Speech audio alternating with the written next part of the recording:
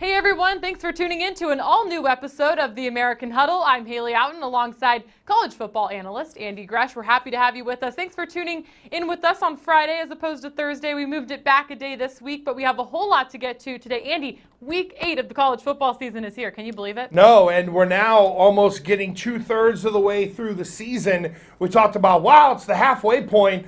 Now we're at that 2/3 point where when you start to crest and get into November, you better be playing your best football. Well, things are finally starting to take shape as we really get into conference play, but still a lot of questions to be answered. We're getting ready for a full slate of games tomorrow, but let's look back all the way to last week. Seems like a while ago, but definitely some interesting games to touch on, and more importantly, some big surprises, I think, is what we saw in week 7. Looking back to UConn and Temple, the Huskies beat the Owls on the road. Yeah. You said it to me last week. You said the Huskies will only win if they find a way to put 4 quarters together, and it seems like they found a way to win. Yeah, they did. And look, Brian Sheriff's the quarterback, only threw for a little over 100 yards, but had a couple of touchdowns. You had big defensive plays and special teams plays that were big in this one. But, you know, from the Temple standpoint, they were down. They made a run, had a chance at it possibly at the end, couldn't end up getting it done. And for the Huskies, maybe this was the breakthrough that they needed. And look, you had Randy Edsall walking in the door. You're trying to change the culture there.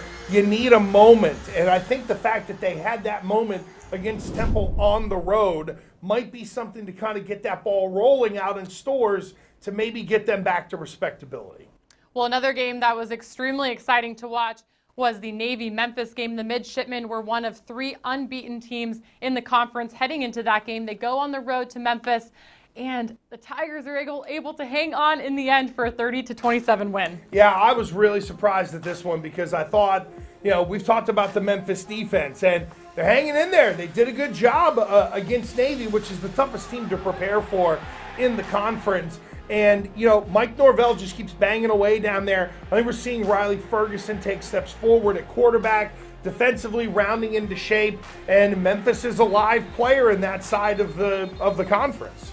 Well, I think the last really big surprise of the day came in Tulsa. The Cougars hit the road. Andy, the Golden Hurricane are a team that have been struggling to find any sort of consistency this season, and they pick up a 45-17 win against Houston. And Hali was really all in the second half, scoring 38 points and really taking control of that game, maneuvering at quarterback, however you want to look at it. It worked for Tulsa and really keeping with the theme of a lot of upsets. And look, I don't want to sound disrespectful to Memphis, but let's face it, them beating Navy in the eyes of a lot of people was the upset. And Tulsa, it was kind of like, where in the world did that come from? That was a great second half performance. And we talked last week here on the American Huddle about how the bottom part of the conference is starting to rise up a little bit and be that much more competitive. And that was at least in 2 of those games, based on record, part of the theme that we saw last week. Well, certainly some surprises rather in week 7, and we could be in store for a few more this weekend. Let's take a look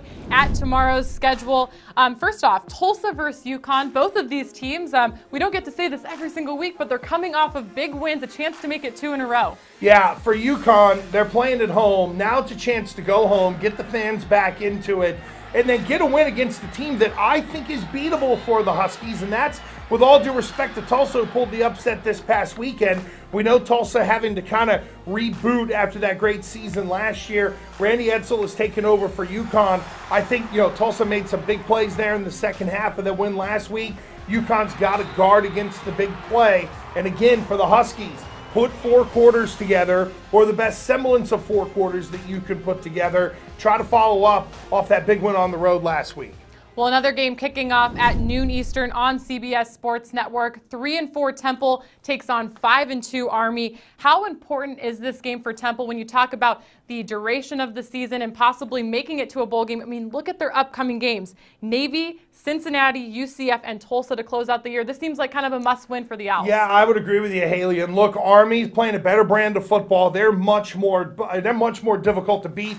Just ask some of the teams around the American who's had to saddle up and play against Jeff Monken's crew. But I think it's a big one for Temple, not only from the standpoint of a bowl scenario, but confidence. Let's face it, if you're Temple, you were looking at last week and saying, we've dealt with UConn in the past, we shouldn't lose to them, and then they get punched in the nose by the Huskies who go down there and find a way to beat them. So I think from a confidence standpoint, Temple needs this. From the we want to go to a bowl standpoint, they definitely need it. So plenty of motivation, but we got to recognize this is an Army of a couple years ago. That's a really good football team Temple's playing. Yeah, and we watched Army take on Tulane earlier this season. The Green Wave victorious in that one, so should be a pretty good matchup. But moving on, probably the marquee game of the day comes at 3:30 p.m. Eastern as UCF heads to Annapolis to take on Navy.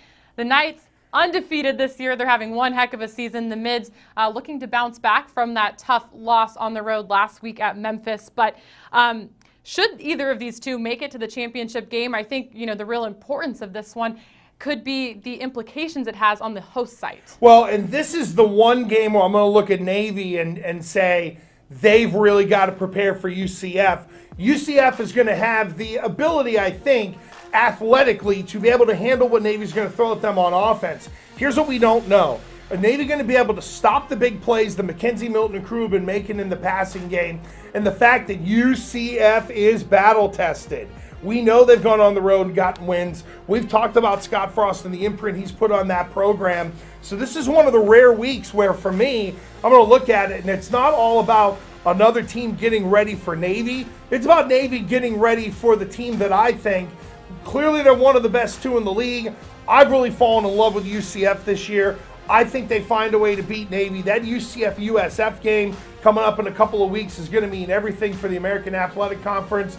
But Navy's the one who's got to get ready for, just a pack of wild dogs. Let's call them what they are. This group gets after it. I love UCF.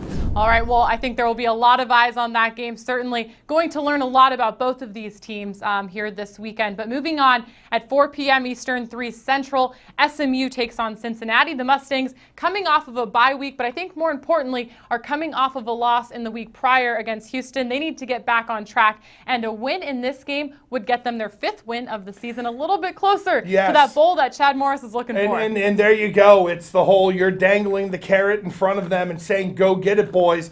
I think the week off comes at the perfect time for SMU. They get right, they can get healthy, and the one thing they can do in the middle of the year is self-scout. They've got great weapons on the outside. We've seen other people in that offense be able to eat, so to speak, because of the presence of Cortland Sutton. Now it's, okay, what can we do with Sutton, not only to get him the football, but to continue to get other people the football. So I think the timing is perfect for SMU to bounce back and have a big week. And like you said, take one step closer towards bowl eligibility.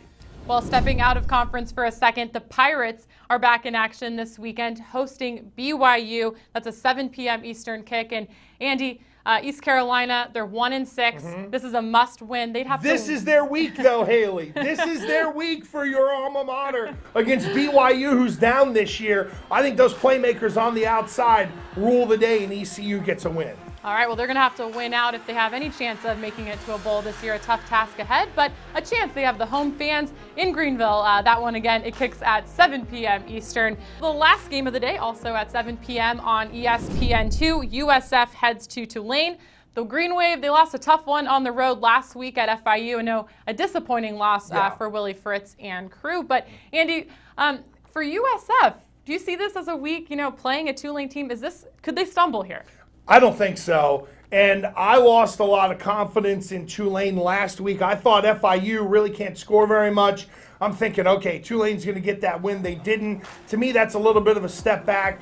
And plus, USF, like UCF, on the rise. They're getting better. They're getting better defensively.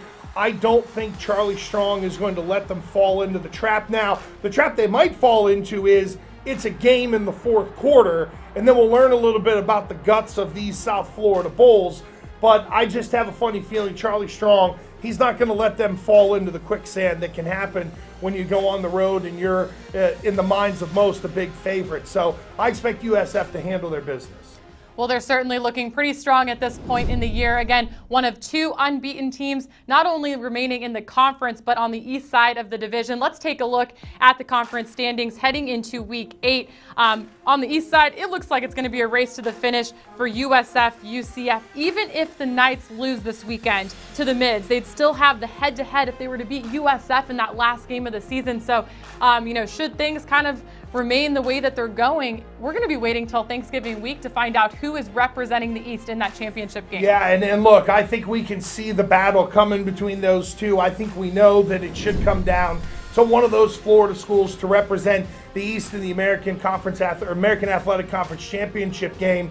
But, Haley, we're probably 2 weeks away here. We get into November, and there's zeros in the right-hand column for both of those teams.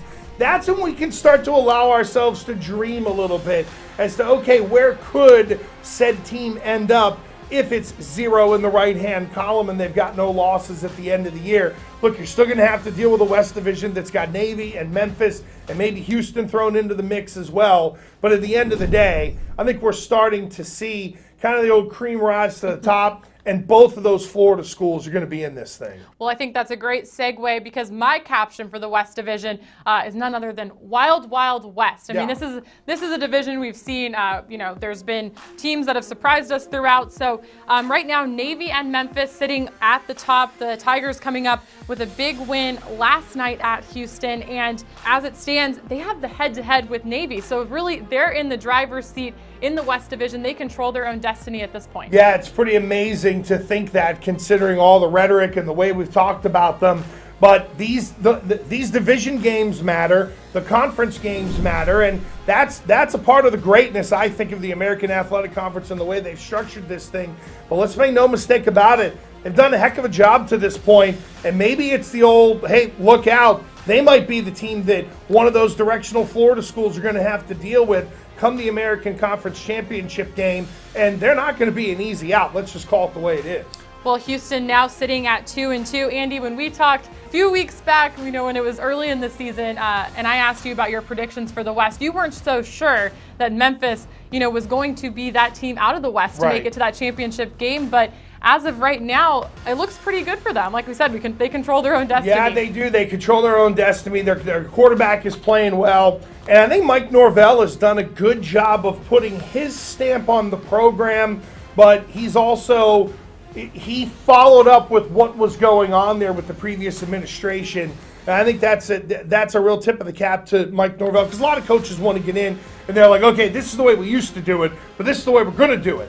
Now it's, okay, we had something good here. Let me just throw my little flavor into it. There's no need to blow it up. It's going right. And he's done a fantastic job since taking over Memphis. All right, well, a lot of predictions, a lot of speculation, but we're going to learn a few things this weekend and in these coming weeks. So all starts to shake out here as we approach November. But I think a great way to close out the show should be to talk about this marquee matchup just a little bit more coming up tomorrow, UCF versus Navy. So, of course, Scott Frost preparing his team to play Navy's triple option. Some teams spend all year long preparing for this game. And looking back to earlier this year, we thought we were going to see UCF play Georgia Tech, which could have been a good gauge to see how Scott Frost approached this one. But we learned this past week that Scott Frost has taken things into his own hands a little bit, and he is playing quarterback on the scout team to get his guys ready this week. What do you think about that?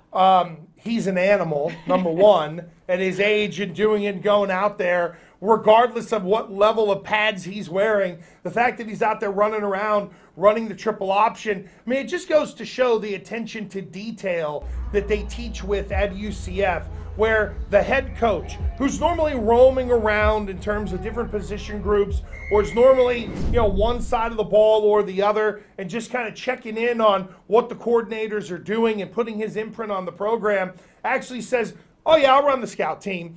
Imagine what it's like for the scout team players now, where you're there, if you're some young freshman, and the next thing you know, the head coach is in the huddle. And if you don't think the head coach, he's trying to teach the defense what to do, but he's looking at the job the people around him are doing. And when the head coach looks at you in the huddle and says, okay, Mr. 18-year-old, I know you're redshirting, but I need better effort than that, you're going to see, I mean, that's going to get your attention. So I think on a lot of levels, that kind of wakes that program up. And who better to teach that offense than that guy, Scott Frost, who ran it so perfectly at Nebraska. Well, it sounds like he's doing a pretty good job this week from everything I've read, possibly maybe outrunning a few people, but in great shape. He said it's worth pulling a hamstring if it gets his offense ready to go. So think of we'll that. see if he's still. How many coaches, Haley, would say, if it means I popped a hammy and we get a win, then it's all worth it? Like, it's just amazing the way Scott Frost's mentality, he has put that stamp on that program. They think like him. And that's why they go on the road and get wins against other P6s. Well, anything to get the win, and understandably so. The Knights are 5-0 this season, one of 2 unbeaten teams left in the American Athletic Conference.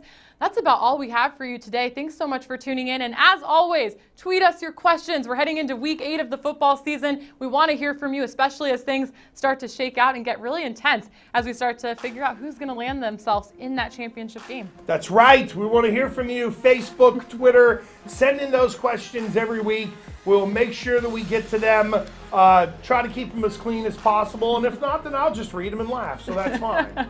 All right. Well, make sure to tune in to the American Digital Network all weekend long. We'll have highlights and post-game coverage for you right here. And we promise we'll be back next Thursday. We don't want to throw off your viewing schedules any longer. But thanks for tuning in with us on Friday. We hope you have a great weekend, everybody. We'll see you next week.